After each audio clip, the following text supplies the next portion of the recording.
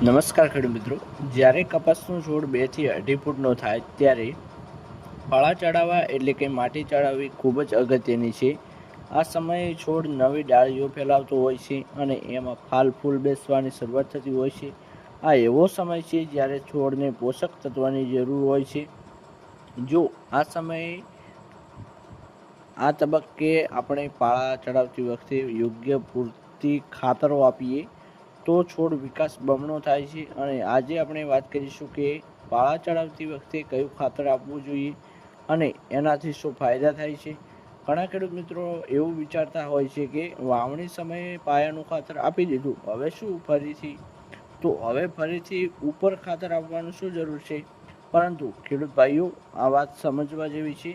વાવણી વખતે આપેલું ખાતર એ છોડની પ્રારંભિક વૃદ્ધિ માટે વાપરી લે છે.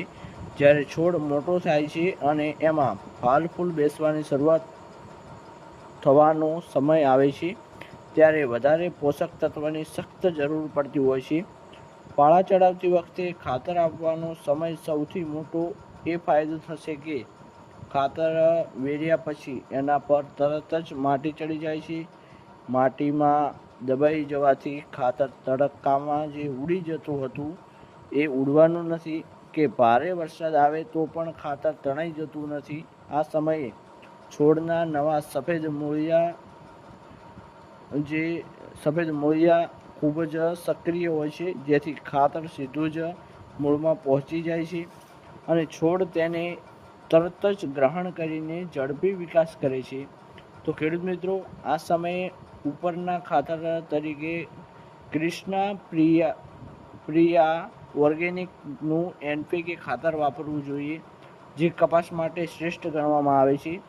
એના ફાયદાની વાત કરીએ તો છોડને લીલોછમ અને ઝડપી વિકાસ કરે છે, પછી છોડના મૂળ મજબૂત બનાવે છે. આવા ઘણા બધા ફાયદા છે. હવે આપણે વાત કરીએ કે કેવી રીતે ઉપયોગ કરવો. તો ખેડૂત મિત્રો, પ્રમાણની વાત કરીએ તો કપાસના પાકમાં પાળા ચડાવતી વખતે આ ખાતર પ્રતિ એકર 50 થી 100 કિલો આપવું જોઈએ. પછી હળવું પિયત પણ આપવું જોઈએ. પછી ખેડૂત મિત્રો, ચૂનો એ જમીનની pH ને મેન્ટેન રાખે છે.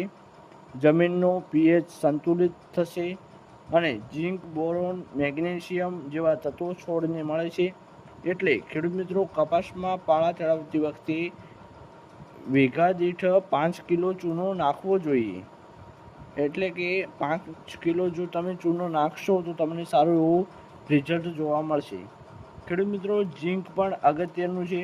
યાદ રાખજો, વીઘે ઝીંક સલ્ફેટ 2 થી 3 કિલો જેટલું નાખવું એ ખૂબ આવશ્યક છે અને એનાથી સારું એવું પરિણામ જોવા મળે છે. અને જો ખેડૂત મિત્રો, આ વિડીયો માહિતી જે આપી છે આપણે આ વિડીયોની અંદર, જો તમને સારી લાગી હોય તો અમારી ચેનલ ગામડિયા ખેડૂતને સબસ્ક્રાઈબ અને અન્ય ખેડૂત ભાઈઓને વિડીયો શેર કરવા વિનંતી. આવી જ અવનવી માહિતીવાળા વિડીયો આપણી ચેનલ પર આવતા રહેશે. તો હવે મળીશું એક નવા વિડીયો સાથે. ત્યાર સુધી જય માતાજી.